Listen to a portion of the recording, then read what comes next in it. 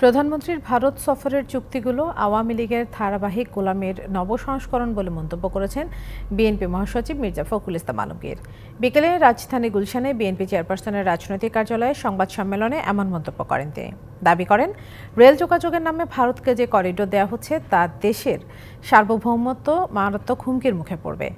প্রধানমন্ত্রী সাম্প্রতিক ভারত সফরকে একপাক্ষিক এবং ন্যূনতম দেশের স্বার্থ রক্ষা হয়নি দাবি করে মির্জা ফখরুল আরও বলেন, ভারত থেকে তিস্তার পানি আদায়ে ব্যর্থ হয়েছে সরকার, যা জনগণের সঙ্গে তামাশা।